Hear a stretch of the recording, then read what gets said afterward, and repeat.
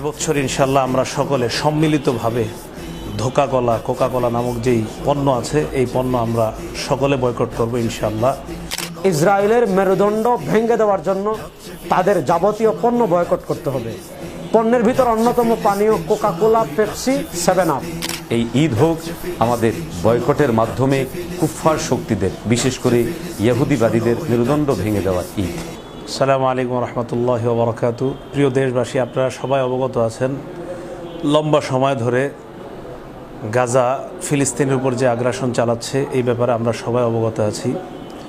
সামনে মুসলমানদের একটা পবিত্র উৎসব ঈদুল আজহাকে কেন্দ্র করে সাধারণত আমরা গোস্ত ইত্যাদি খাবার গ্রহণ করে থাকি। এই খাবার গ্রহণ করার পর পানীয় ইত্যাদি গ্রহণ করলে শরীরের মধ্যে একটা এনার্জি আসে, একটা ভালো লাগা কাজ করে।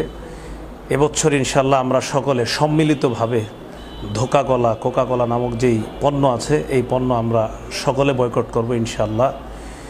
যেই পণ্য মুসলমানদের রক্তে রঞ্জিত এই পণ্য আমরা কিছুতেই ক্রয় করব না। নিকটস্থ যারা আছে তাদেরকে এই ব্যাপারে আমরা সতর্ক করে দিব। দেশবাসী সহ সকলের প্রতি আহ্বান জানাচ্ছি। গাজার কথা সবাই জানি। মুসলমানদের রক্ত ঝরানোর পিছনে ইসরায়েলকে আর্থিক যারা সহযোগিতা করছে তাদের ভিতর অন্যতম কোকা কোলা। আপনারা জানেন 1997-তে ইসরায়েল অফিসিয়ালি রাষ্ট্রীয়ভাবে কোকা কোলাকে সম্মাননা দিয়েছিল তাদেরকে আর্থিক সাপোর্ট দেওয়ার কারণে। ফিলিস্তিনে আমরা যেতে পারছি না, গাজায় আমরা যেতে পারছি না। আমাদেরকে কি করতে হবে? ইসরায়েলের মেরুদণ্ড ভেঙে দেওয়ার জন্য তাদের যাবতীয় পণ্য বয়কট করতে হবে। পণ্যের ভিতর অন্যতম পানীয় কোকা কোলা, পেপসি, 7 আপ। এই ঈদ ত্যাগের ঈদ।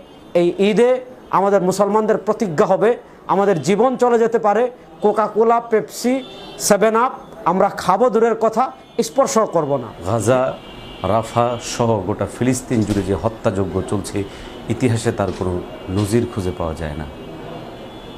আজ আমরা যখন ঈদের আনন্দে আনন্দিত হচ্ছি, ঠিক ওই সময়ে আমাদের ভাইদের রক্ত নিয়ে খেলছে ইহুদিবাদীরা। এই সময় আমাদের জেগে ওঠার সময়, তাদের বিরুদ্ধে, তাদের আগ্রাসনের বিরুদ্ধে সর্বাত্মকভাবে নিজেদের ঝাঁপিয়ে পড়ার সময়।